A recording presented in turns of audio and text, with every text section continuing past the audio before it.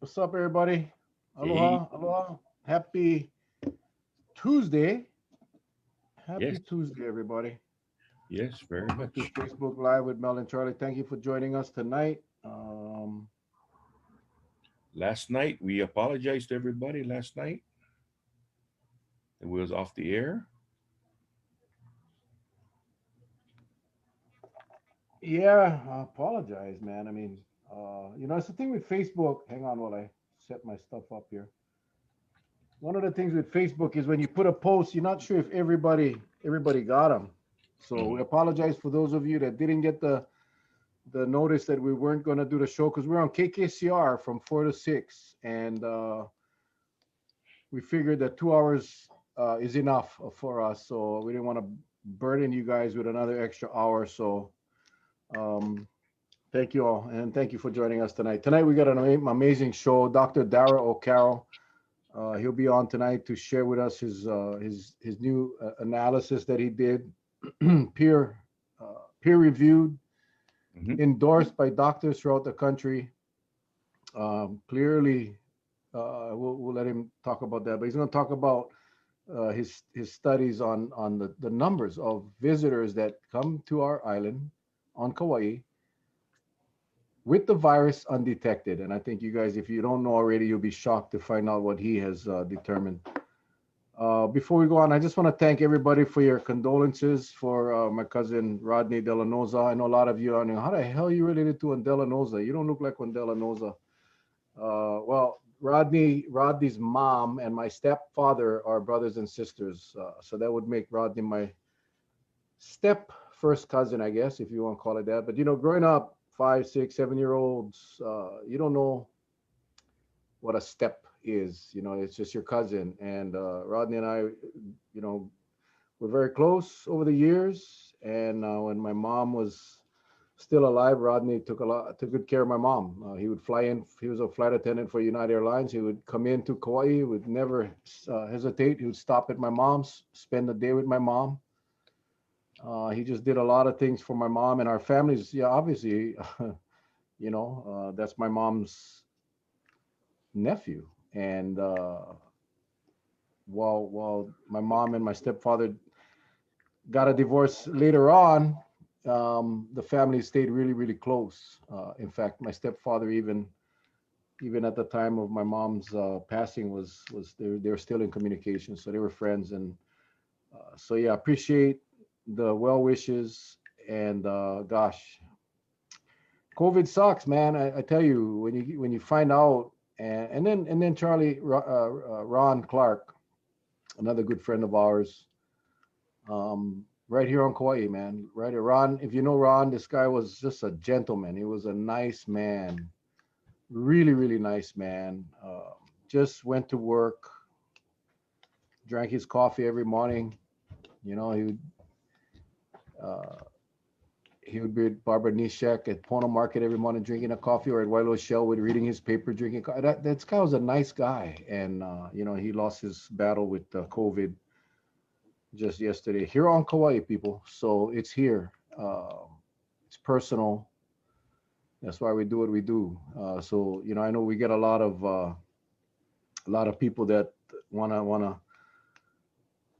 Charlie did an excellent post today about the fear mongering allegations, and Charlie, it used to bother me. It doesn't bother me anymore. Say what you will, say what you want. The CDC now is changing their tune and saying, that really no one should travel. They're realizing now that this virus is very, very bad.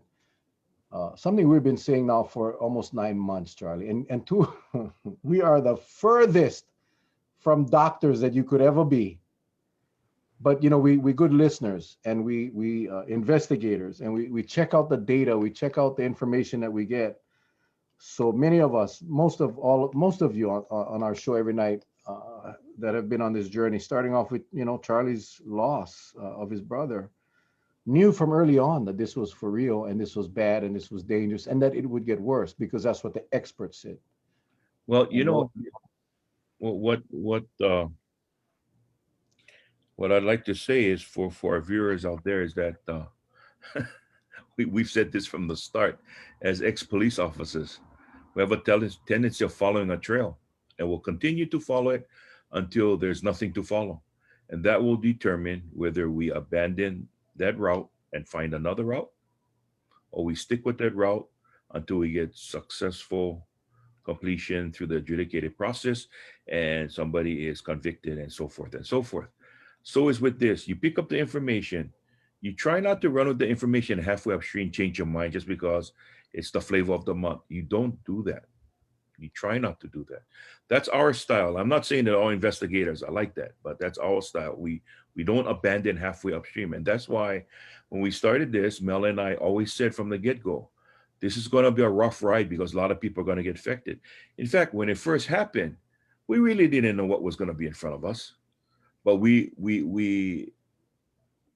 hinged on the fact that this thing can get it may be over in a couple months or it may be a long time.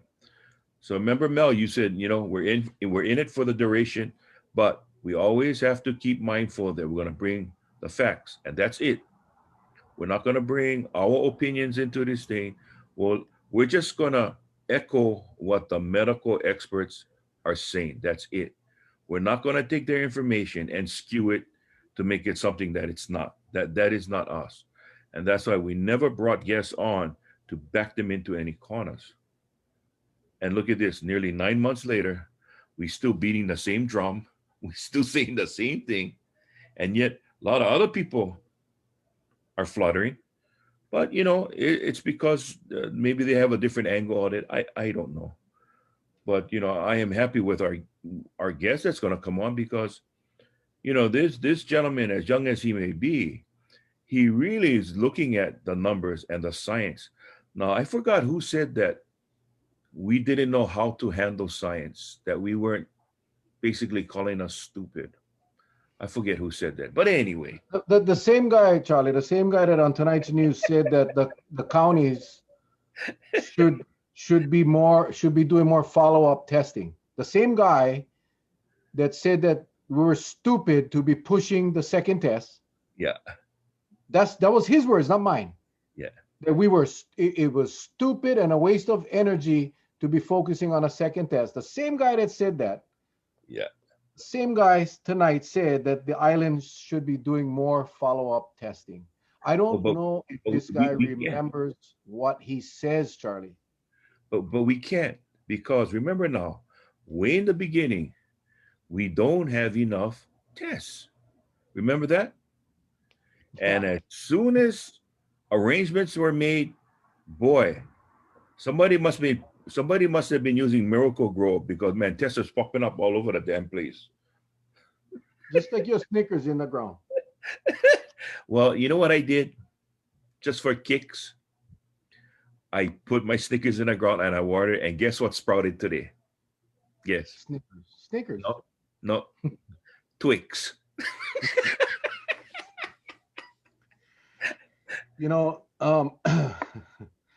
I wanna mahalo two people right now, and in no meaningful order. This is just the way I came across today, the information today. Number one, Dr. Behrman. Dr. Behrman wrote a letter to the Star Advertiser, an op-ed. I shared it on my page, and she basically said that while she commends Governor Ige for strengthening the safe travels, which I call the unsafe travel program, that it wasn't enough to stop the tidal wave of virus that is about to hit Hawaii, and that she is calling for a moratorium on the unsafe travel program and to require 14-day quarantine of every arriving passenger until the end of the year. So I want to thank Dr. Behrman, because that is very brave to stand up to the state's policy right now, the governor's policy. And to write that letter, I thought was pretty bold. And then to see Mayor Kawakami's press release late this afternoon about he's now asking the governor to opt out of to opt out of the what I call the unsafe travel program. So I commend both of those individuals because that is what leadership is about. That is what leadership, putting the politics aside, putting personal differences aside, and doing what is right for the people you represent. And so I just wanted to mahalo tonight. I wanted to mahalo Dr. Behrman, our Kauai District Health Officer, and Mayor Kawakami for pulling the trigger and now putting it in the hands of Governor Ige. And we'll see what happens. Governor Ige now is probably in a pickle because he doesn't want to do it, but he's in a pickle. What do you do? Everybody throughout the state is responding to that news in a positive manner. All the other islands are begging their county mayors to do the same, but no one else has the courage. No one else has the courage to stand up to the governor and say, we want to opt out. Mayor Caldwell is still trying to get to tier 3 or 2 or whatever it is. He wants to get tier 3. He wants to open up at a time where our numbers are going out of control. And Dr. O'Carroll will talk about that tonight. I'm hoping he released this report today. We are blessed and honored to have him on our show tonight. Mm-hmm. We are, I think, the first outlet that, we're not media. Don't get me wrong. I'm not trying to say we're the media, but we are an outlet for anyone to get their message out. So I'm very honored, and he's in the waiting room. I won't bring him in, but you guys all recognize this guy. Dr. O'Carroll has been, he's been a blessing for all of us since day one, really. And it's so cool to have him on our show. This guy is, you can see now he's aged. Now he actually looks like a doctor. Remember when we started, he looked like Doogie Howser. Remember Doogie Howser? Hey, Doogie. He looked like a young boy. No, he looks like a doctor. He looked like a doctor. In fact, by the way, this is Dr. Darragh O'Carroll. Doctor, I was just saying we're honored to have you on tonight, bro. Your work that you'll be talking about tonight. I read that thing and I was thinking, my God, you must have been working hard. You must have been working 24 hours a day, 7 days a week. Because I remember when I sent you an email and you said, oh, man, I'm working on a project that's kind of taking up a lot of my time right now. Little did I know it was gonna come end with this. And I gotta tell you, I'm so impressed. I'm so happy and I'm thankful and I'm honored for you to be able to share this with our viewers tonight on our show. So sure. Thank you. Thank you, man.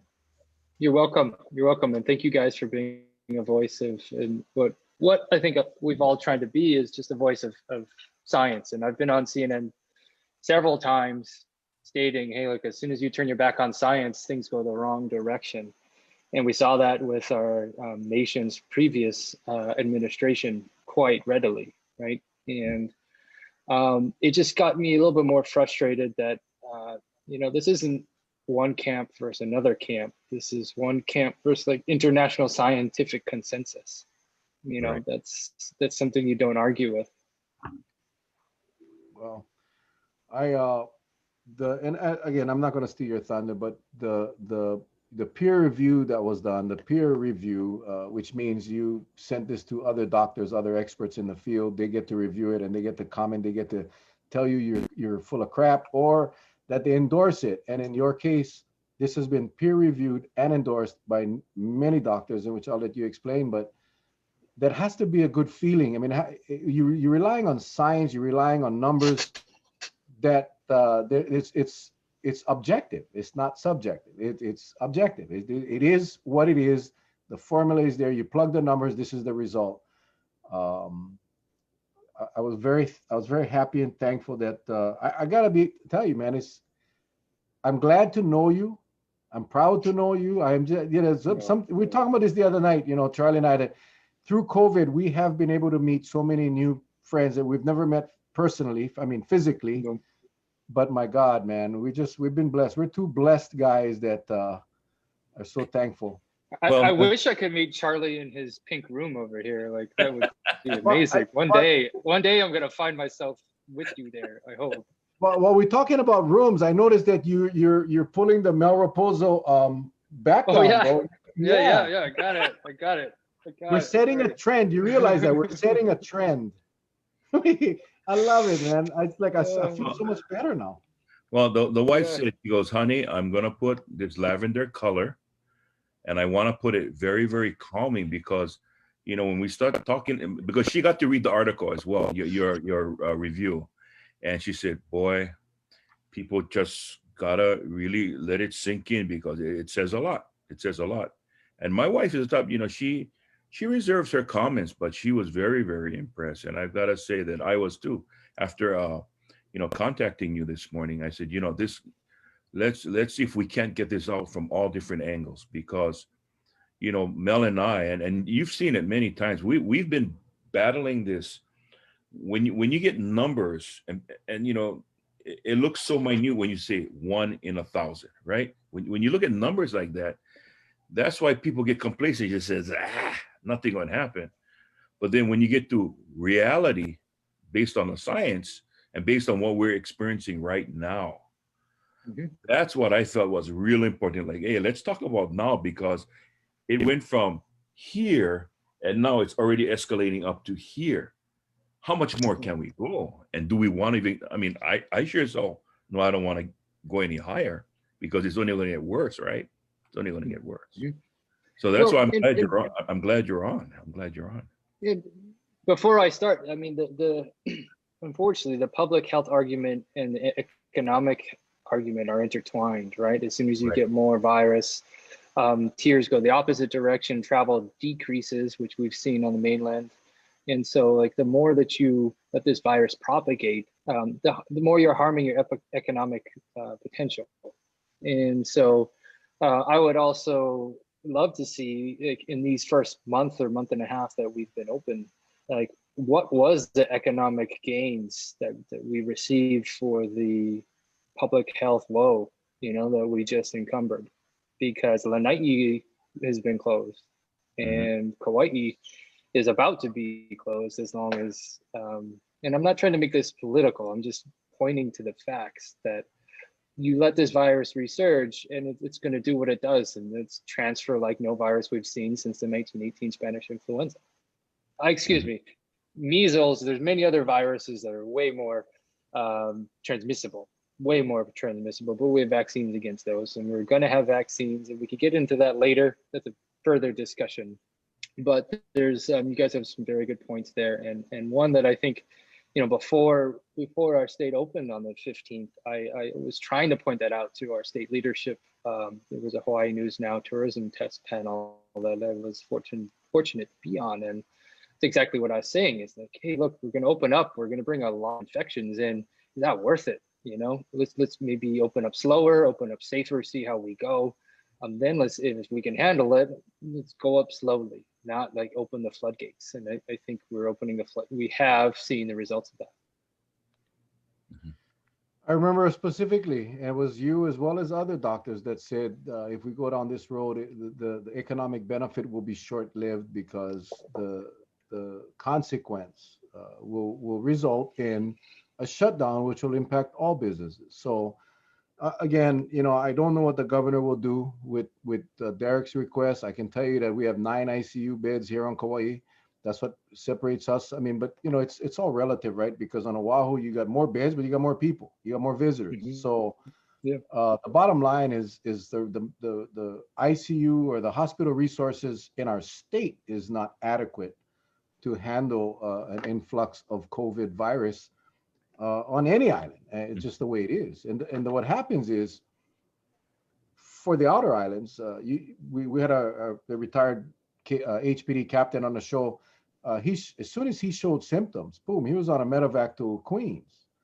So the other islands will fill up Honolulu's hospitals if the conditions worsen. So again, that stuck in my head when you and others said the economic benefit will be short-lived because the consequence will be long-term. And no one listened, man. No one, because everyone was so anxious. They wanted to be the one to say, we are open, e como mai, and now we're seeing the problems. And Kauai, and maybe you can help me understand this, because you've been following a statewide, all the counties. Kauai has been very transparent. Kauai reports every case, every active case. They tell us, the citizens, which ones are travel related, which are not, which was travel associated, which was how many of them came in on a negative test, how many of them came in on a test, they didn't have a result, they tested positive, or they got the positive result. We get all the information that we could possibly get here on Kauai, but that's not happening on Oahu, that's not happening on Maui, and that's not happening on the Big Island. So Correct. And that's why it's being shown to be evident, because all you need is one asymptomatic person transferred to another asymptomatic person, and then you've lost that chain of custody, right? You don't know Right. where that came from, because that third person now transfers it to somebody else, and all of a sudden now you've got community spread, which you've seen 6 cases now on Kauai, where, you know, before it was July that you guys last saw community spread. absolutely, it's again up until October 15th. And we kind of predicted 2 weeks, right, Charlie? I said 2 full cycles of the virus, which would have been 28 days, which were very close. But that is, again, what I have learned from talking to people like you and Dr. Behrman, all these people, that a safe estimate is that 2 cycles. And that's what happens. I mean, the 15th, we Well, had 28 days. you know, Close. I've always said too, from the beginning, I was always, Hawaiians like be nosy. So I was one of those niele people that, I wanted to know, because I know we didn't have the virus to begin with, that it just sprouted in our borders. It had to have come in from outside. But I said, but are we effective enough to find out if that outside entry made, spread, and if it continued, if we can trace it, we extrapolate and go backwards, and we can actually find, or to even see that we can point the fingers as well, the person is probably gone, but it was a traveler.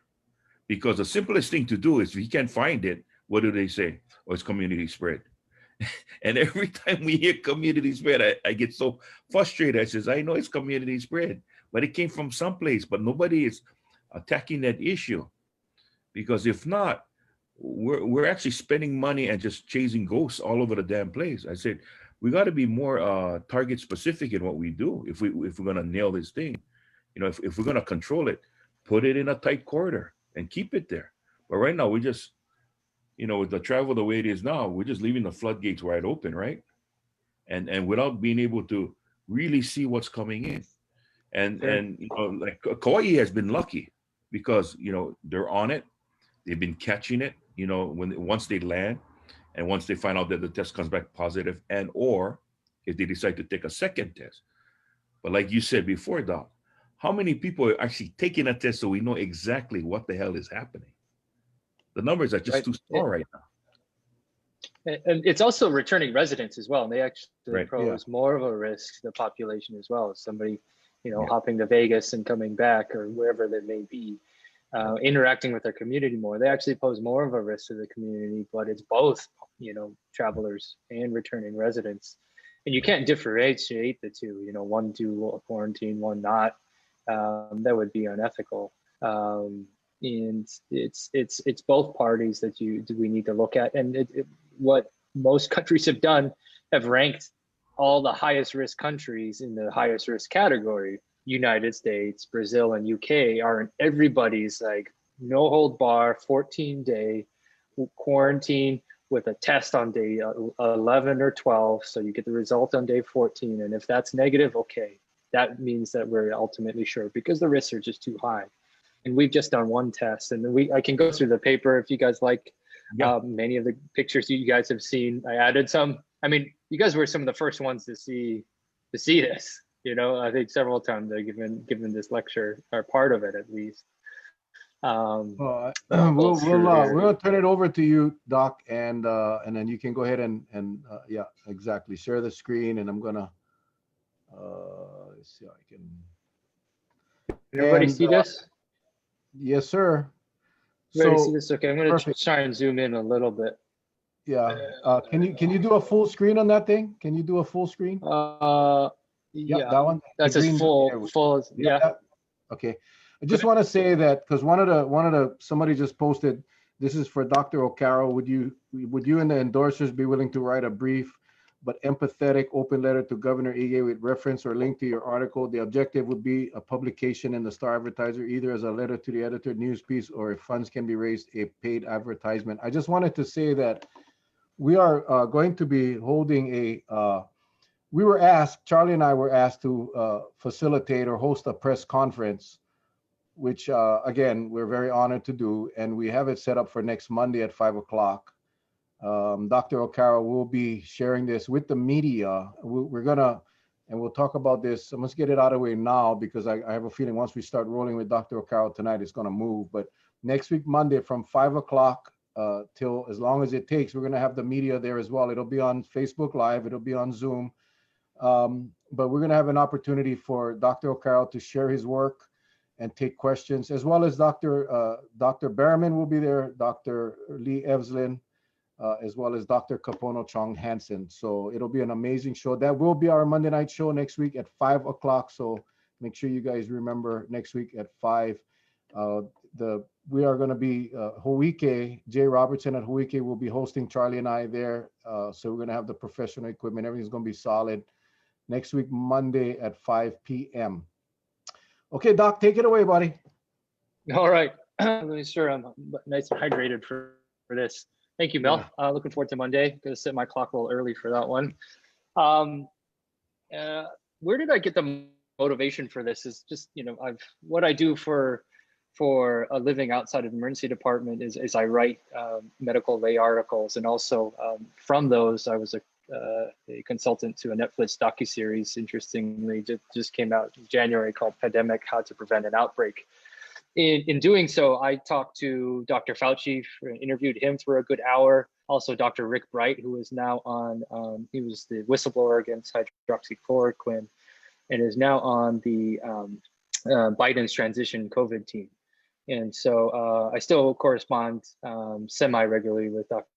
Bright, although he's become extremely busy since everything happened. So from there, I also am on, it's usually later night on the East Coast, usually 8 or 9 o'clock our time on CNN, and mostly on the international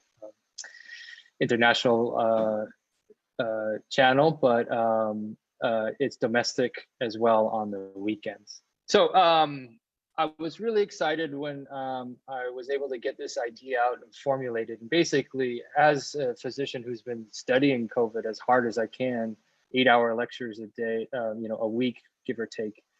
What I did was collect all the best studies and graphs and pictures that I thought made sense to me and hopefully makes sense to other people. And it's seeming like it does. And in doing so, when I put this paper together, I got some, some friends that, Dr.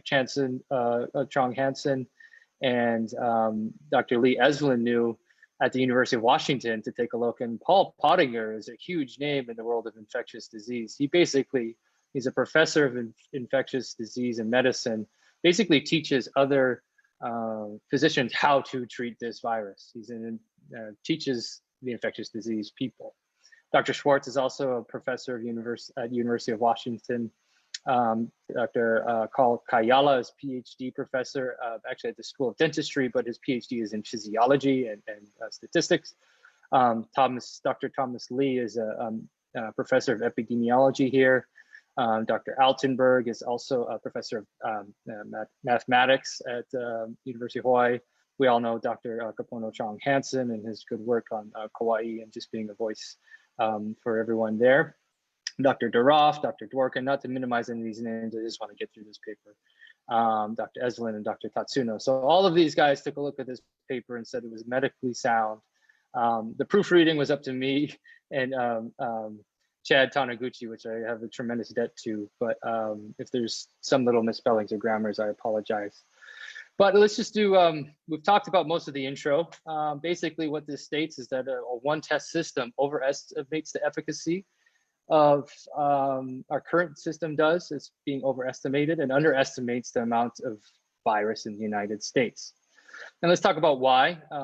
You guys have seen this table. Basically, 40% of persons who get coronavirus are asymptomatic. And what that means is they're not having symptoms.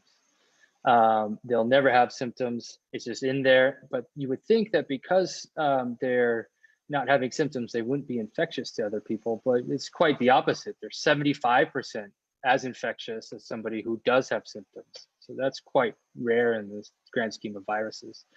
And then when you put those two numbers together, 50% of the virus is transferred before there's any hint of infection. And so that's important to know, because in the past viruses, MERS, which still bubbles out of Saudi Arabia, and SARS, which was in 2003, we were able to control SARS, which ended up infecting 8,000 people by just making sure everyone who had symptoms got locked away, or not locked away, but put in quarantine, put in hospitals if they needed it. And so it wasn't transferred to anybody because it didn't have that predominant asymptomatic spread. So that's important to know. 50% of infections are transferred before anybody even knows they're infected. Then how do we stop that then? One, we got to use masks, because if you don't know that you're infected, you need to use a mask, because that's the only way of keeping these respiratory droplets from spilling out of your system, even as you talk, as I'm talking now. I tested myself today, I'm negative. But also you've got to contain these persons, and especially contain travel. You know, we all know Hawaii's first response was a 14-day quarantine, and that was a good one, because this is an illustration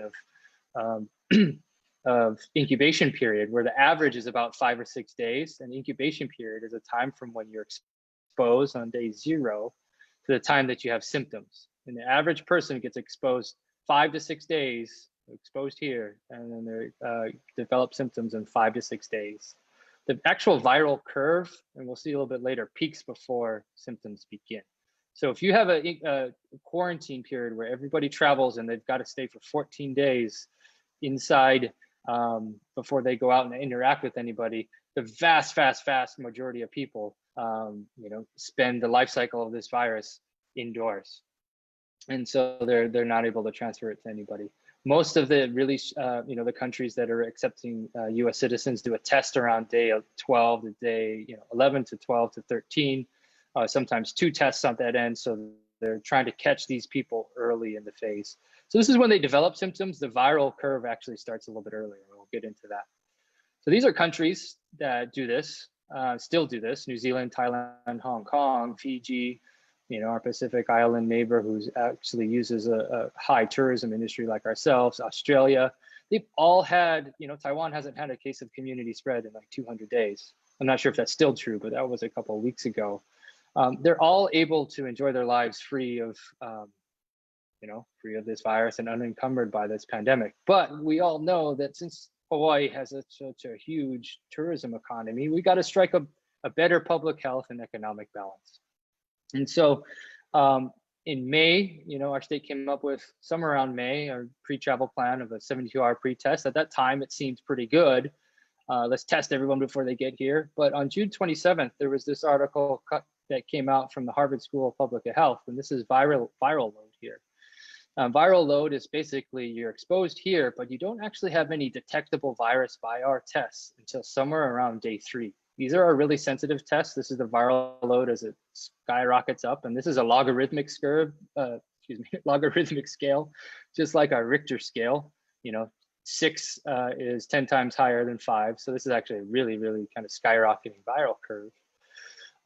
But really, our tests, there's nothing to detect until day 3, and even then, the accuracy of the tests are pretty low because the virus just isn't replicating enough and high enough levels. And so what is the accuracy of our tests in the beginning of this virus, the beginning of the incubation period?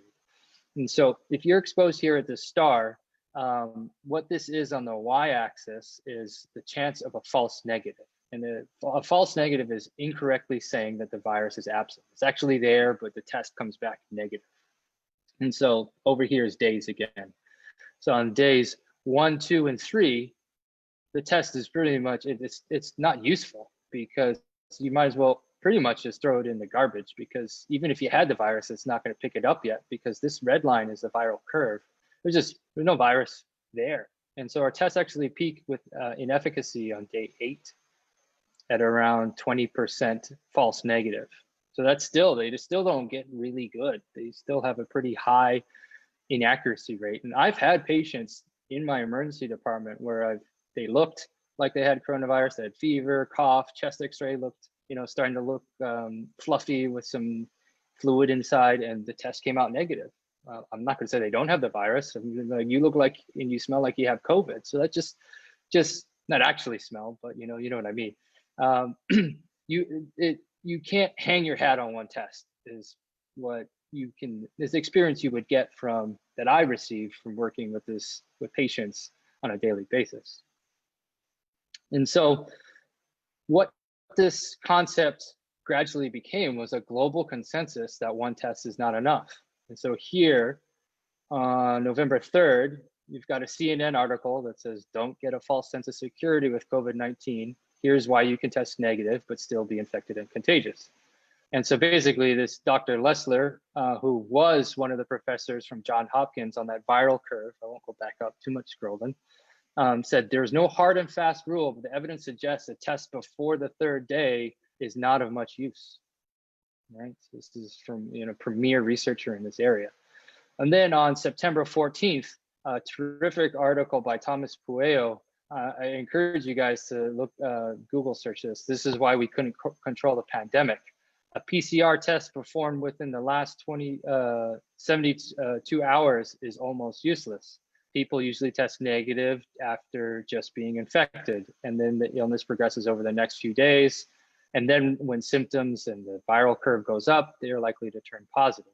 So this means that people with a negative test 72 hours ago might have caught the virus just before after the tests are reaching contagiousness. And we have some graphs later.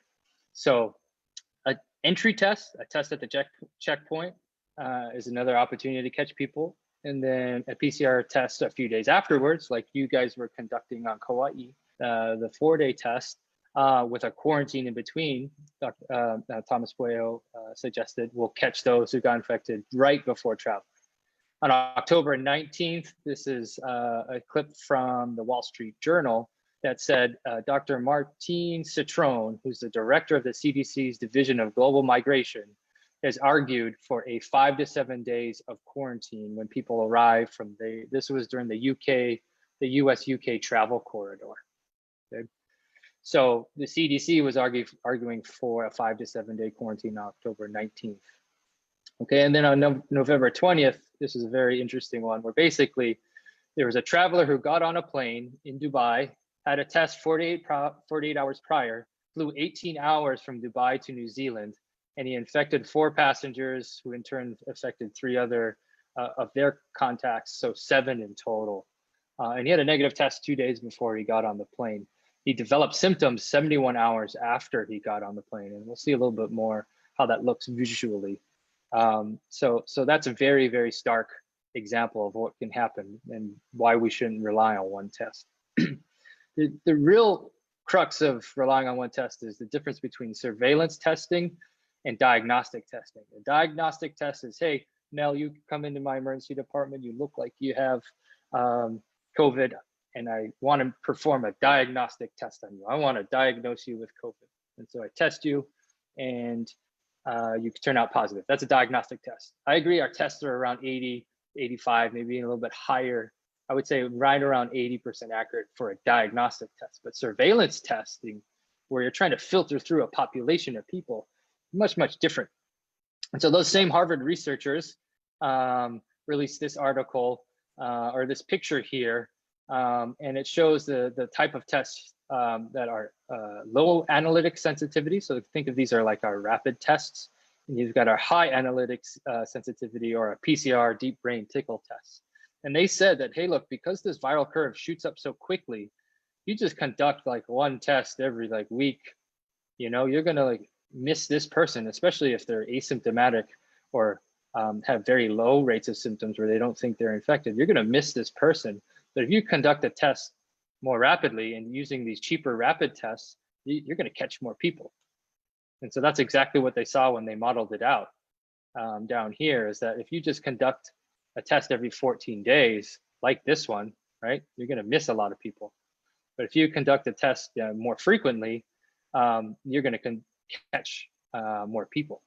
And so a 14-day test, according to this model, only catches around 30%. This extra dashed box is going to, these are the amount of people who have symptoms.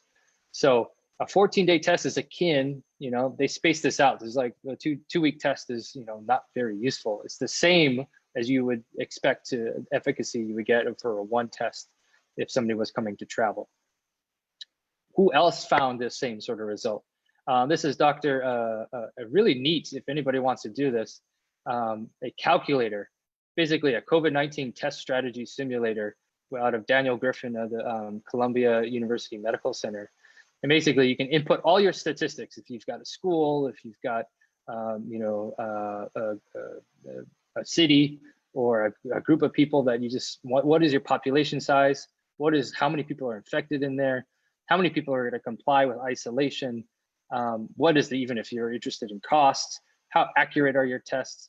What are the specifics? So you can really get very granular on this. And I've inputted this screenshot is Hawaii's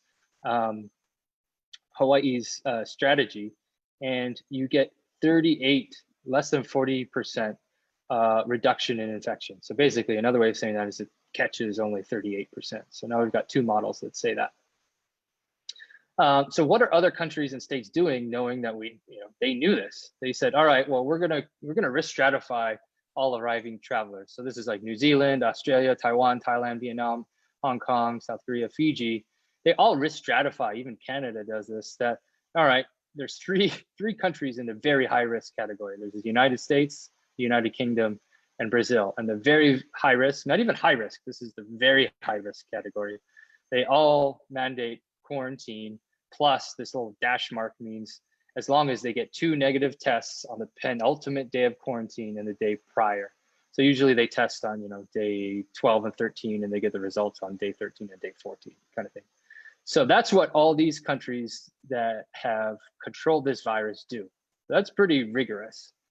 The only country the only countries that get no quarantine are the very low risk countries like New Zealand, or these ones that I've just mentioned, Australia, Taiwan, Thailand, where they have very low rates.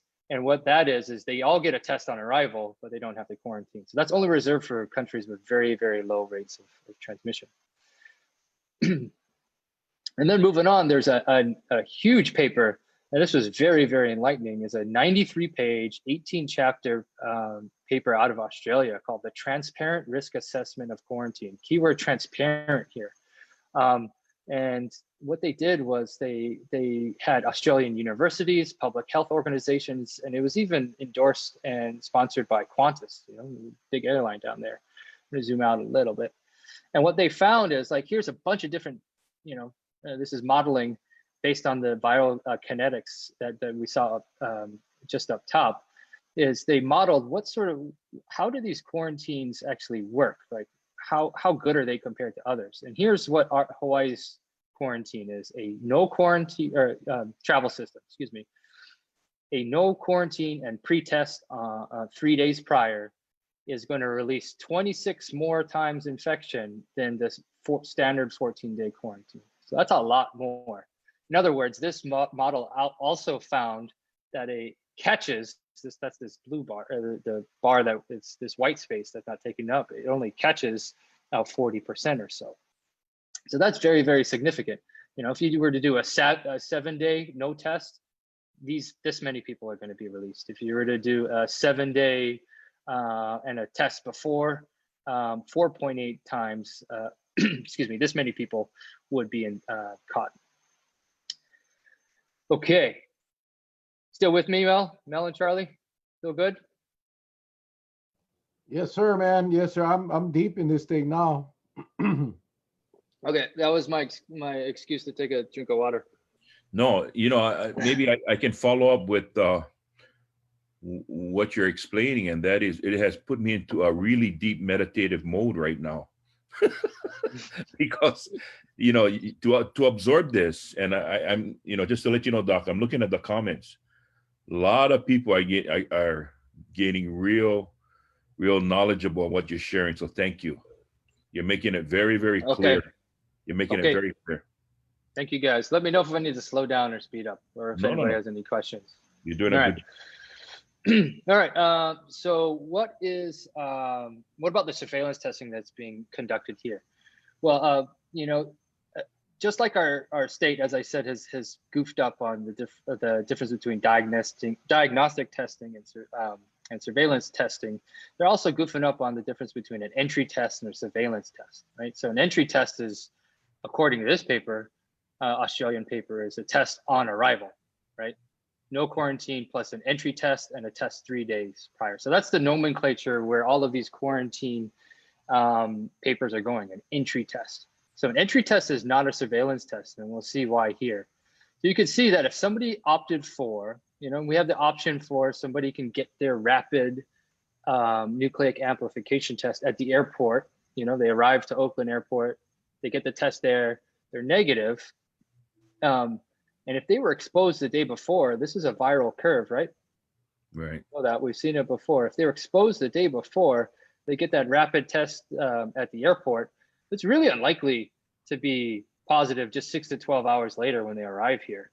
So that's how good an entry test is at catching somebody. So that's just one type of scenario. Okay, so that's the rapid test at the airport of origin. They get an entry test. It's the value of getting an entry test if somebody gets a rapid test 6 to 12 hours later. It's like, why are you testing yourself twice in one day? It's not useful. Not saying it's zero use, but it's not very useful at all, because you would think that you could get a negative test here. Maybe you might get a positive test 6 to 12 hours later. But like we saw on the New Zealand case, somebody became infectious as they were on an airplane for 18 hours. That's the span of a day. So that guy was probably somewhere over here and flipping into the curve somewhere over here. All right. And so what happens if somebody gets the pre-travel, they're exposed here, day 0. They get they're coming to Hawaii 4 days later. They get their 72-hour pre-test, and then they get an entry test on Hawaii Islands, because that's where most of these tests, that's the only place that's doing entry tests in Hawaii.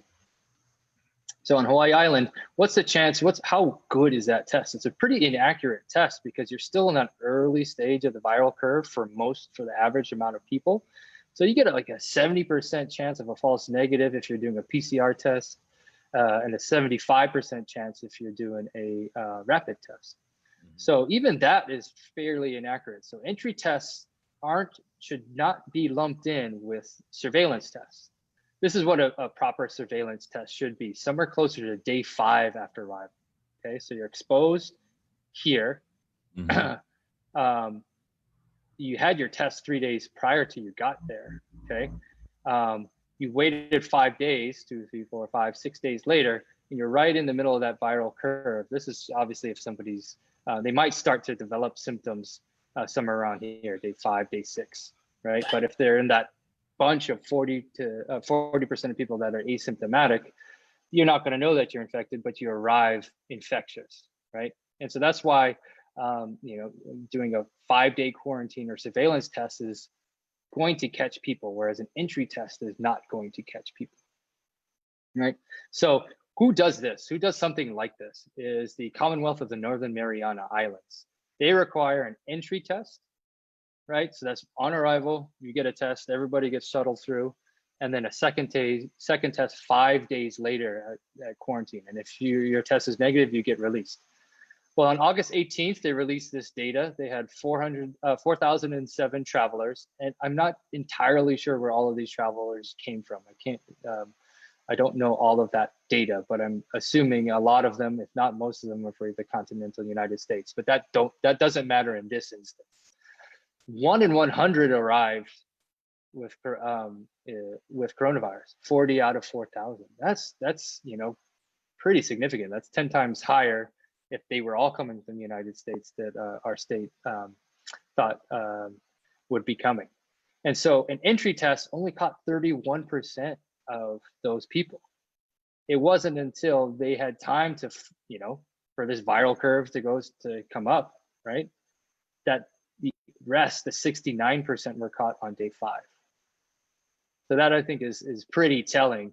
And this is really robust data, 4,000 travelers. Like that's a pretty, and these are all PCR tests, very accurate tests. So this is I think some of the best data out there. And then to estimate the true number of infected visitors compared to the surveillance tests that are being, you know, everything is being diluted with these entry tests done on Hawaii Island, which have a role. Obviously, they do have the entry test is going to catch people, but you know they shouldn't be lumped in with the surveillance numbers. Just look at what you know, Kauai's doing. And so what you guys have found from the October 31st to October 18th is 5 of 331 visitors, and these were, you know, volunteer visitors who opted for the second test on day 4 tested positive. That's 15 in 1,000, or you know, 15 times higher than the current program predicted. So that's quite a bit higher, and it can't fully be explained by the overestimation and the of the efficacy of a one-test system. Now, this is what your guys' kind of case count looked like. This was, I picked this off on, you know, the 22nd, or a couple of days later, but you know, travel opened up here, and obviously there's something going on. So also, if it's happening on Kauai, you guys are just really able to detect it, and you know, you guys are being very transparent on, you know, this is a travel case, but now you guys are starting to see community spread. It's happening here in Kauai. It's happening on all of our islands. All right, and so the next error that was made is calculating the prevalence, right? And so prevalence is how much virus is actually out there. And what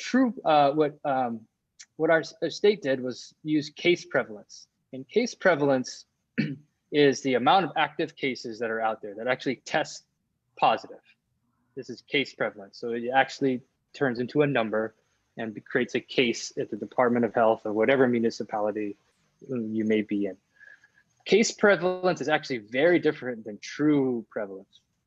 And so what is true prevalence? True prevalence is actually how many cases are out there. And we know this is a lot higher than actual case prevalence. So at least 40% of infections are asymptomatic, right? We got that in the first step. Many other cases are so mild, this is called paucisymptomatic, that, you know, you may have a little runny nose, you may have a sore throat. I've, you know, done some contact tracing on some people in some clusters, and, you know, it's only when you ask them, hey, are you having a headache? They're like, actually, I might be. And, you know, then that is attributed to coronavirus. That's not to make everybody scared and wondering, you know, and frighten people. It's just there is a lot of people who have fairly mild symptoms. And then there's a third group of people who just are unable to be tested, don't want to be tested, don't believe in the virus, or fear the consequences of a positive test. Like they have to go to work, or, you know, oh shoot, I was just out with a social gathering or something. There's a lot of different reasons why people fear the consequence of getting tested. And I assure you, the best thing is to get tested and let everybody know that you tested positive.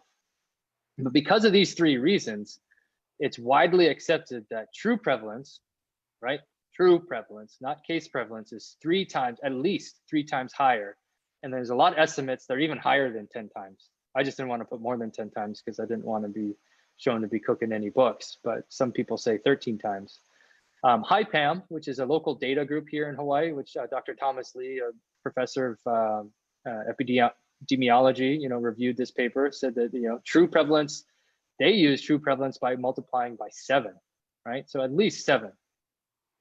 So I'm just going to, you know, make it as simple as possible that when you combine that our testing capacity or accuracy, a one test system has been overestimated by at least 2-fold, more than 2-fold, but at least 2-fold, and underestimation of the true prevalence by at least 3 to 10.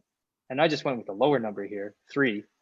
You multiply 2 by 3, that's 6, right? So it's at minimum 6 times higher than 1 in 1,000, more like 6 in 1,000. And that's what we were seeing on Maui. That's what we're seeing when we combine all the Kauai data on Maui and also the four-day test on Oahu. We're seeing somewhere around 6 times. But we know a test on day 4, right, is not going to catch, still not going to catch everyone.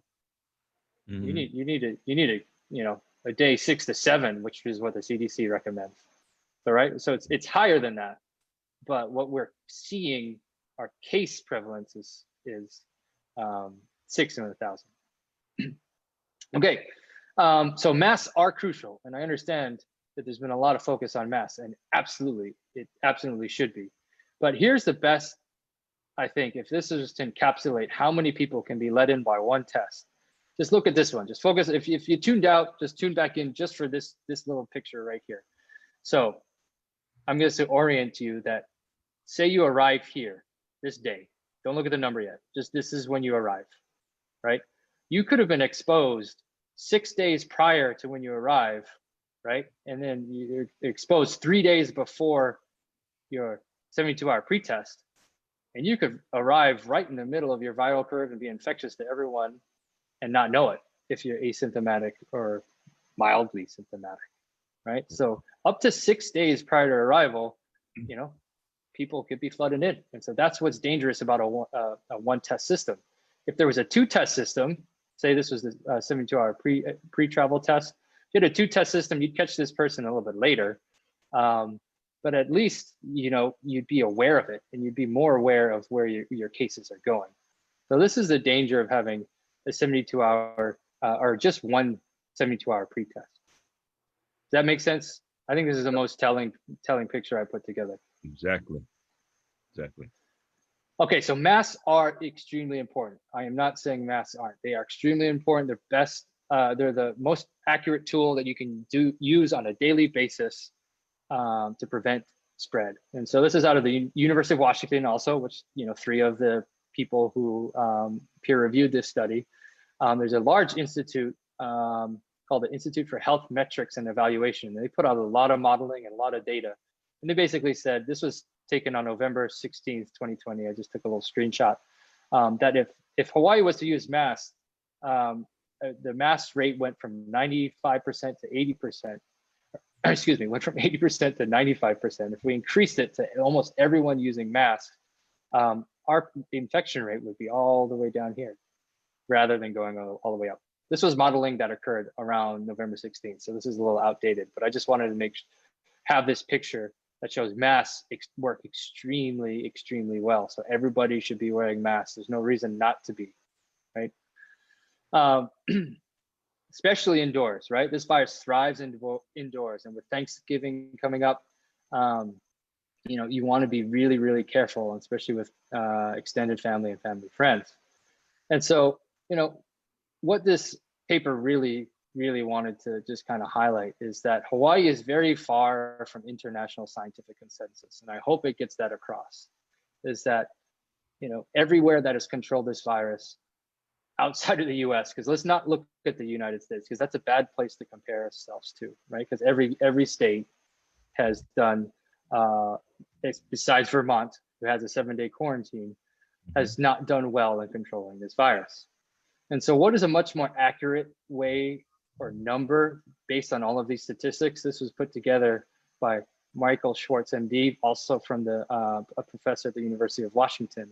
Like, what are the numbers we're looking at by one test system? The prevalence rate, the true prevalence rate in the United States, continental United States, is definitely close to 1 to 1.5%, absolutely, if not a bit more. So this is per 10,000 arrivals. So if you did, this is no second test. This is just the current system. That's 64 out of 10,000. But if you did a quarantine and for 7 days and did a test on day 6, that shrinks that amount of infected persons that are let through all the way down to 6. And so keeping these days in mind, Vermont did day 7. That's definitely the safest from a public health standpoint. Iceland went for day 5 over here, as well as the Commonwealth of the Northern Marianas Islands. And then the CDC is actually recently said, all right, let's not travel. But they're saying if you do travel and you come back, take a test around day 3 to anywhere from day 3 to 5, but quarantine until day 7, right? The CDC is saying that.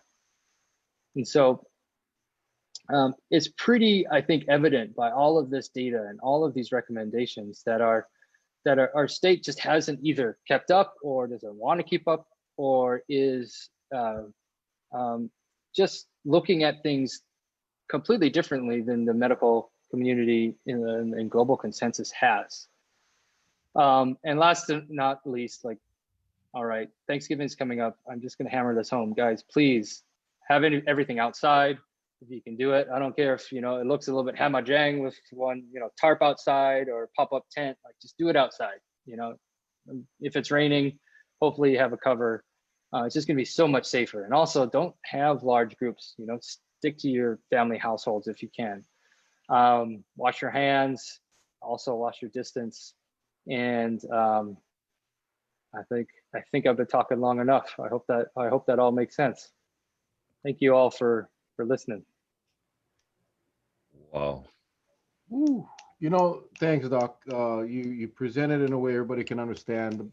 You know, I think what a lot of people say, they're just not gonna watch the news anymore. They're just gonna listen to Darragh O'Carroll. You know, one of the things I wanted to, one of the notes that I took was as far as the surveillance testing that was done on the Big Island. You know, when this thing all came down, we were assured that the surveillance testing was going to be 20% of the arrivals after day 4, that these guys would be tested.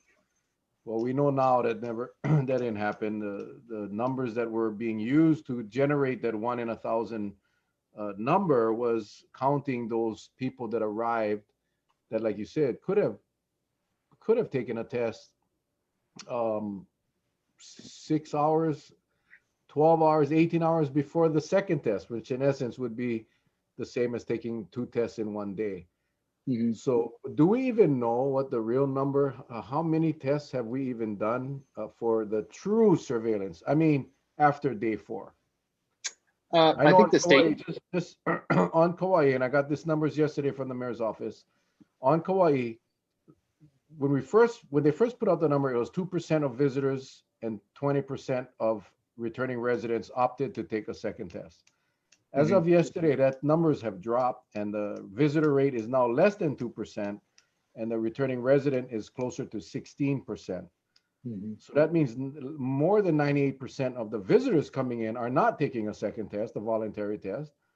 And, you know, only 16% of the returning residents are. So there's a lot of people that are roaming around after taking the pretest that may be positive.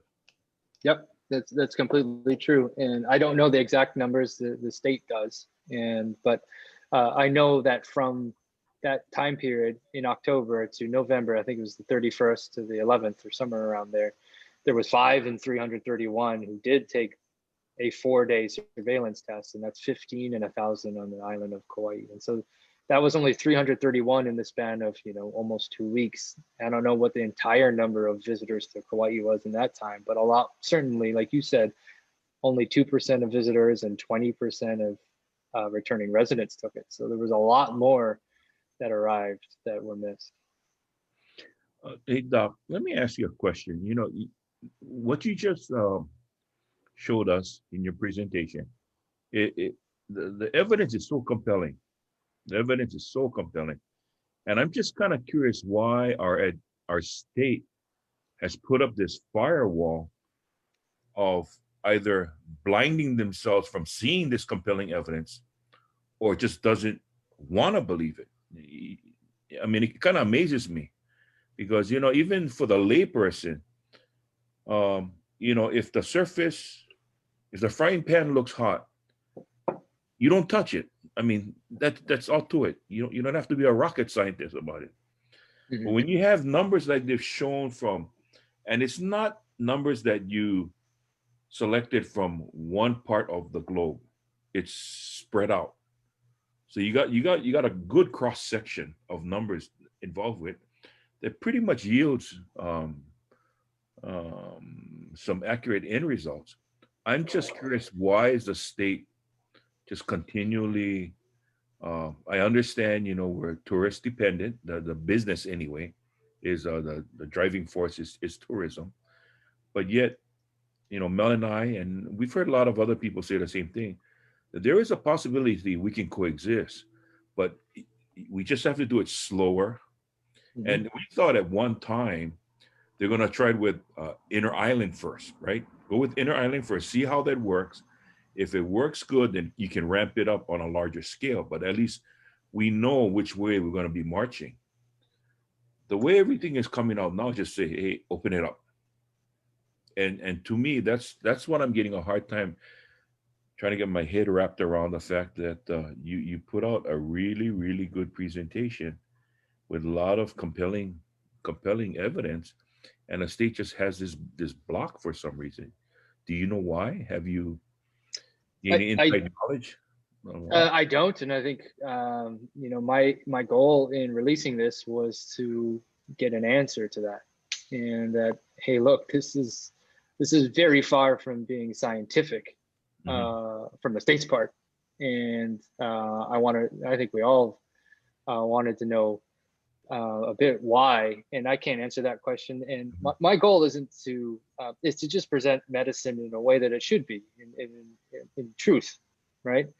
And it's almost like saying one test is is catching it. If saying one test is going to catch that much, it's almost like me being a physician and saying that smoking doesn't really, it's okay, it doesn't really harm you.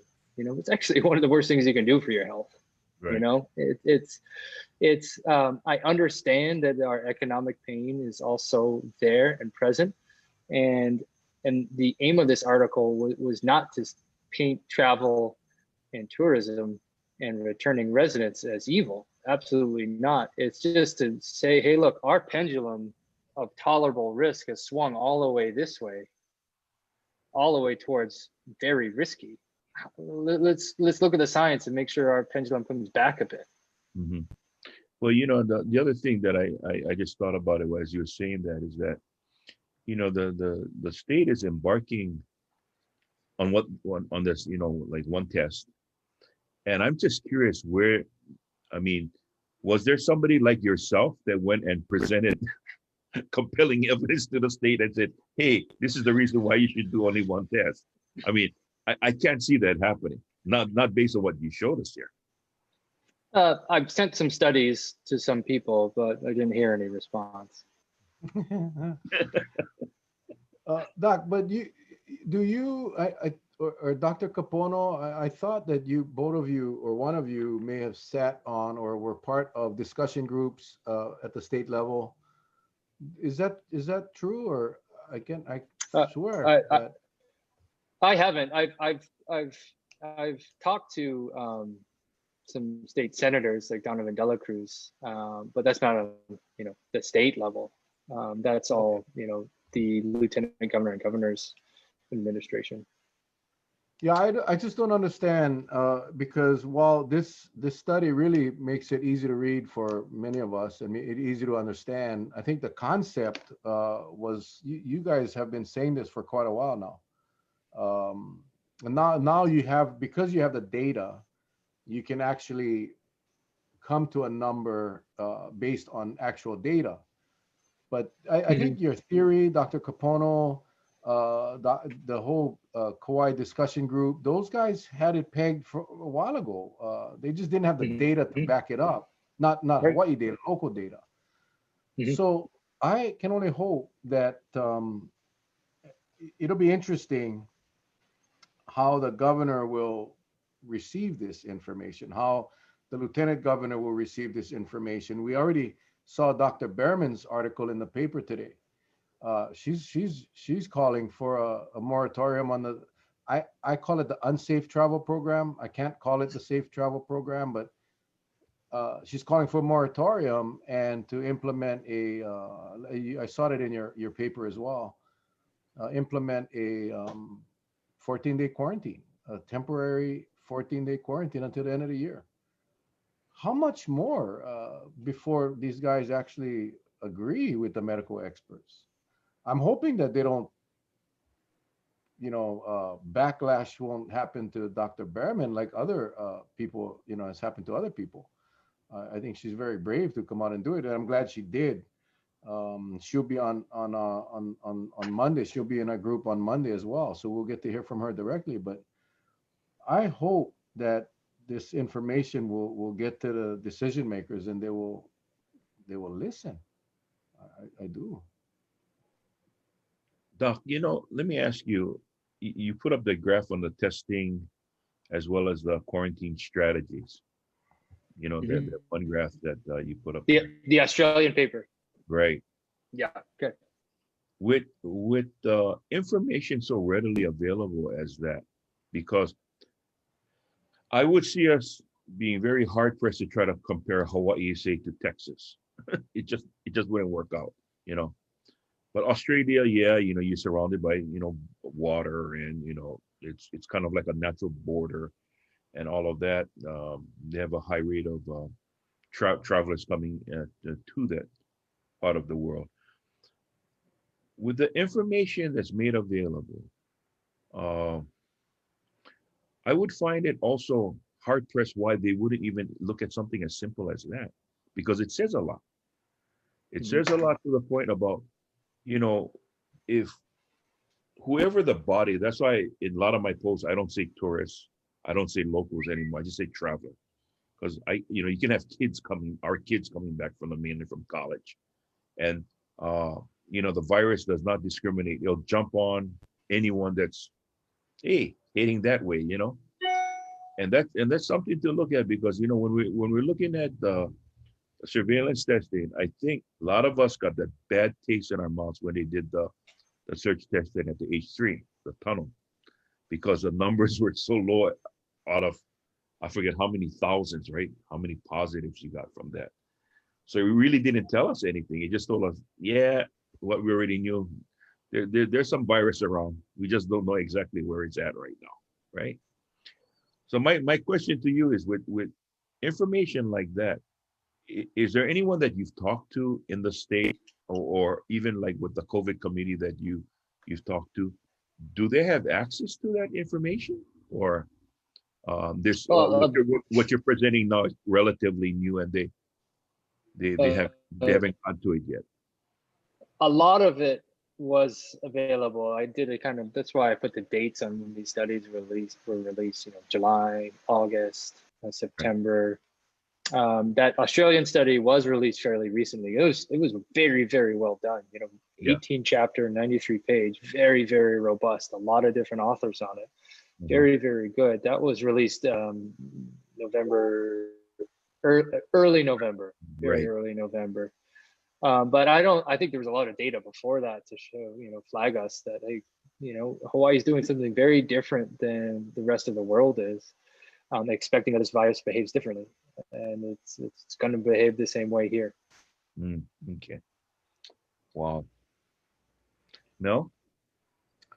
I I don't know how. Like I said, I just don't know how to dispute the data. Um, uh, these studies that were done throughout I mean, every state right now in America and the United States are blowing up with cases. The travel numbers in Hawaii are increasing. I know there were some stories today about some frustrated visitors that they're getting issues with the testing. Families that come in, one family member didn't get the results, so they got a quarantine because of the new rule. But I don't believe, and maybe you can chime in on this. If we went to a 7-day quarantine, yes, we would lose some of the more shorter trips. I mean, the people obviously that wanted to come over 3 days, 4 days. But I think we would still enjoy some arrivals. I just don't understand, Doc, and maybe you can help me understand, why would anyone want to travel during, or for vacation, I should say, because there are medical reasons, there's personal family reasons, but for vacation, why would anyone want to travel anywhere during a pandemic? Uh, I mean, you see a lot of patients, you talk to a lot of people, you've worked with COVID patients and you've contact traced. What is your feeling on are people still not taking COVID as serious as they should? To your first question, why people would travel, I don't know. I would hope that, all of these advisories on the West Coast saying don't travel, the CDC saying don't travel, people would start listening to that. But it reminds me of back when this virus first started in Wuhan, when they had Chinese New Year, and everyone was like, oh, Chinese New Year, why is everybody traveling? And here we are doing the same thing that we're telling the Chinese not to, right? Mm. And so it's a little funny to me that happens. What was your second question? I forgot. I got lost in China.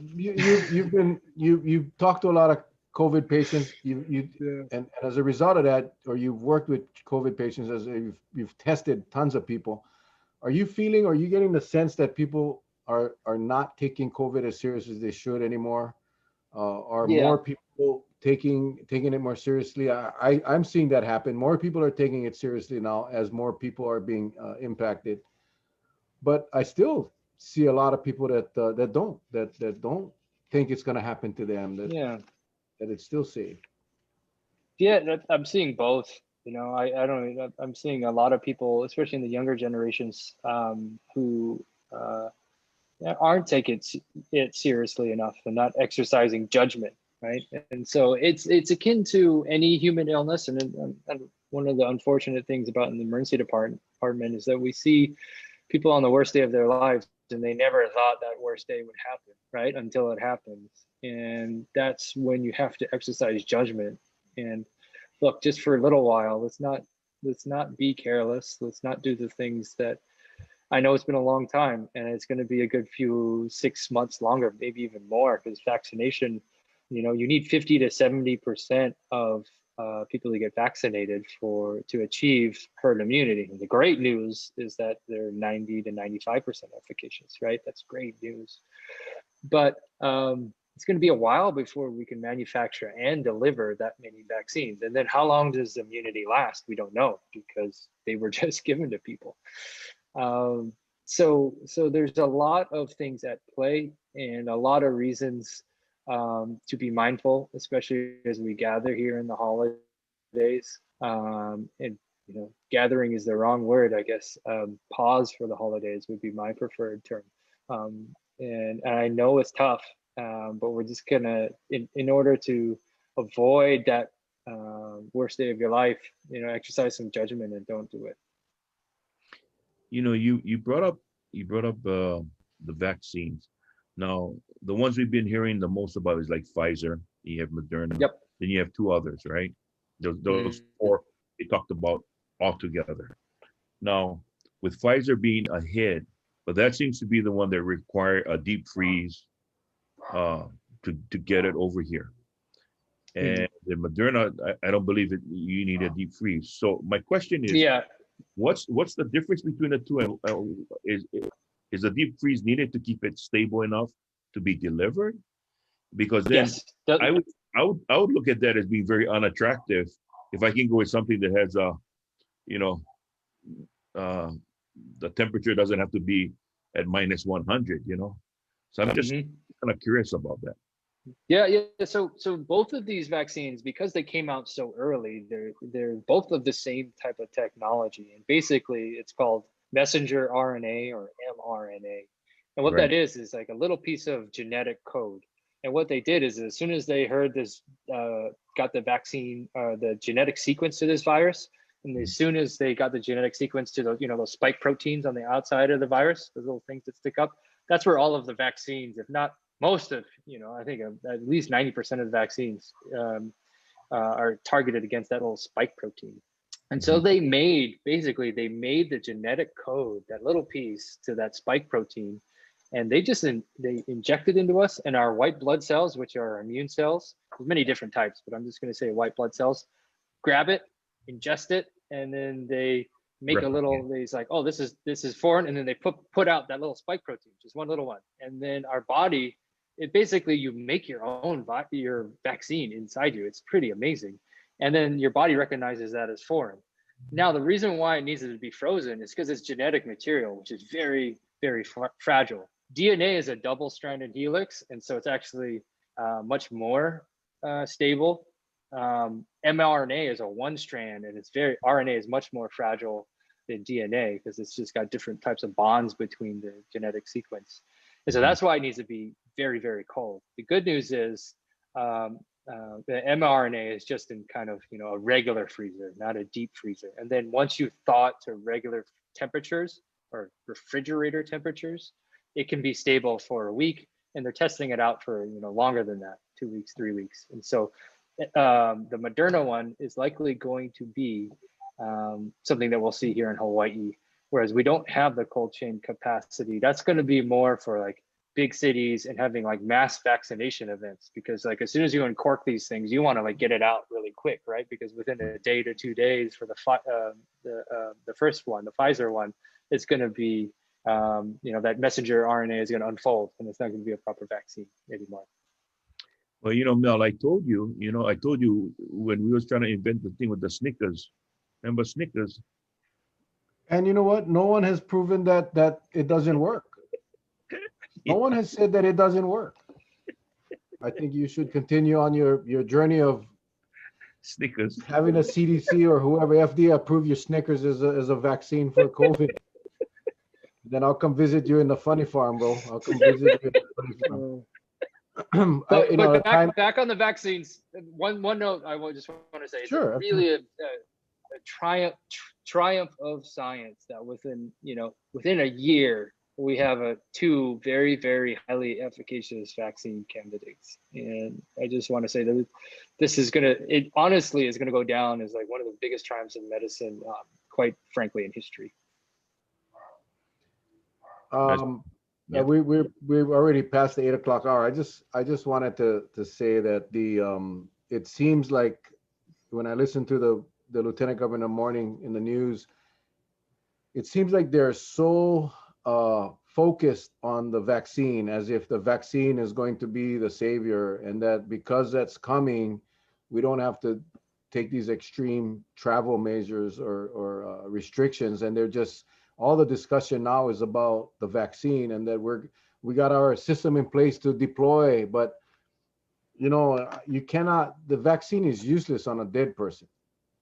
That's the way I look at it. You vaccine will not help someone that has already passed away from COVID. And the idea is to prevent people from getting COVID rather than wait for someone to get COVID or, go start injecting people with the vaccine. So I hope that's not what their motivation or their justification for not altering the travel restrictions, but we'll have to wait and see, because really, as what I hear in the news and what I'm reading is that it's going to be months before we see a vaccine here in Hawaii, and to get the amount of doses, to get the amount of people in Hawaii vaccinated to the level where it's going to create any kind of benefit, it's going to be a while. I'm a realist, and I don't envision thousands of people lining up to get a COVID vaccination. I think, if you ask a lot of people are hesitant because it's new and so forth. So there's going to be a whole messaging, educational component that's going to have to come with it. I just think it's going to be longer. I think they need to really move on moving forward this quarantine right now until we can get this virus, this activity subside a little bit, but we'll see. Sure. Yeah, it won't be till at least April to May that we're going to get 50 to 60% of the population vaccinated to create herd immunity, And the other note is, got to use your masks. Like, there's no ifs, ands, or buts about it. Like, it helps because, as we said, 40% of people are asymptomatic, don't know they have it. Cover that mouth up so you're not spitting things around. Mask wearing, what it has done, I found that it helps increase your eyesight. Because you're going to notice everyone wearing a mask. They're trying to see, who the heck is that wearing the mask over there? I know that person looks familiar, but it's hard to judge just by looking at the eyeballs. And I tell you, it's so funny because now when you walk up to somebody, like I walked into a store today, they goes, "Charlie, is that you?" I say, "Why? Was it because of the mask?" They said, "No, you lost weight." Like, "Oh, gee, thanks." Well, so mask, yep. It's also surprising. It's surprising the amount of emotion that you can convey with just your eyes and that we can interpret.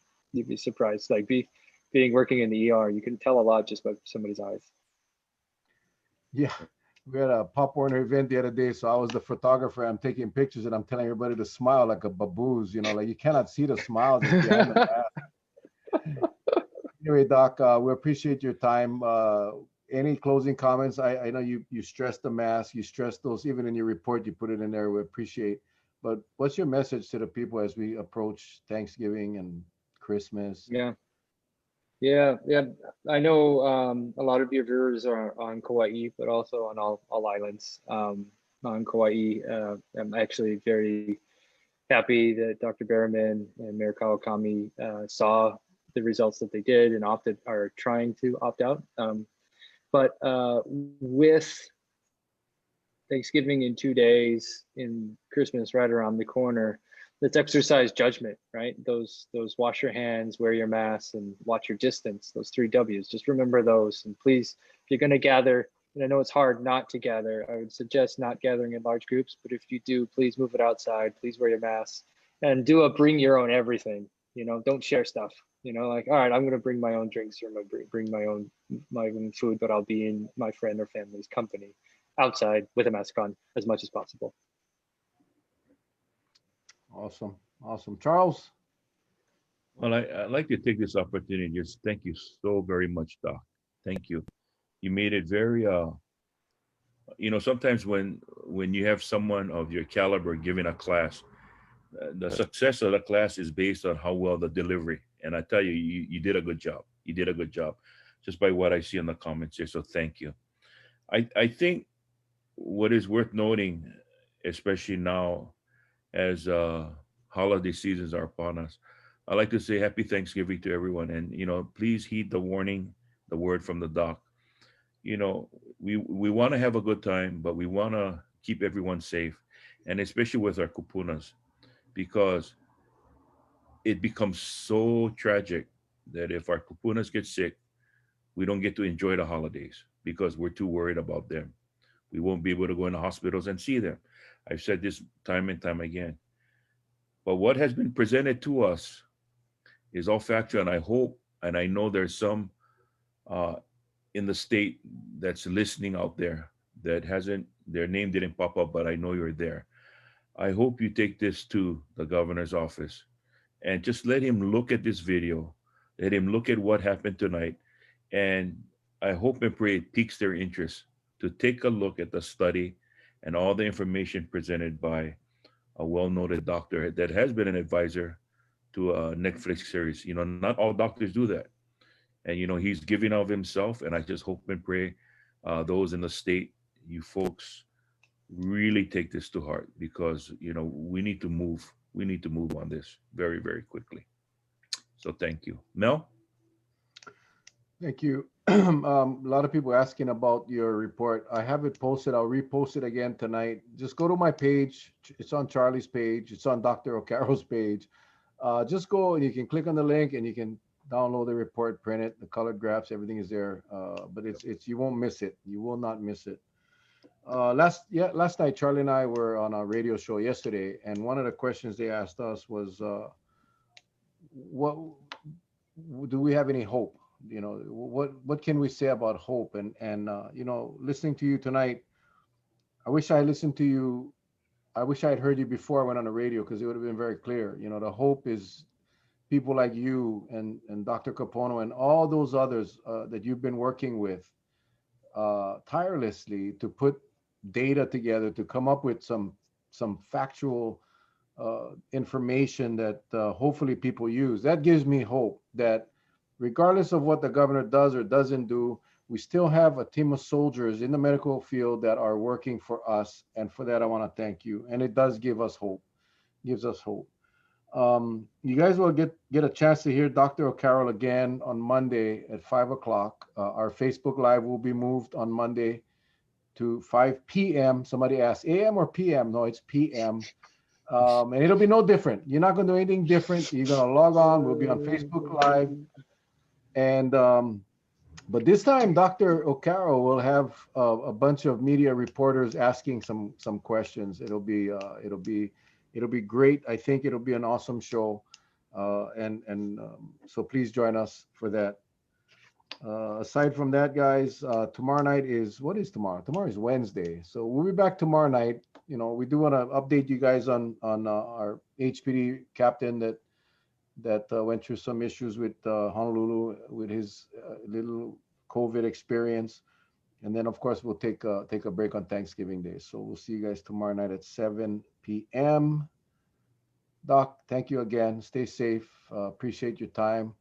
You guys all take care. God bless you. Stay safe. And, you know, remember, Thanksgiving is coming up. There are people out there right now that are missing family members because of this disease. That they will not have. My Auntie Alan in Kekaha right now has lost a son that will not be around for Thanksgiving. So let's pray for them tonight. Let's pray for all our families, and make sure that they can have some sort of Thanksgiving. And we'll talk more about that later on tomorrow. All right, guys. God bless. Take care. Stay safe. We love you guys. Take care. Aloha. Good night. Aloha.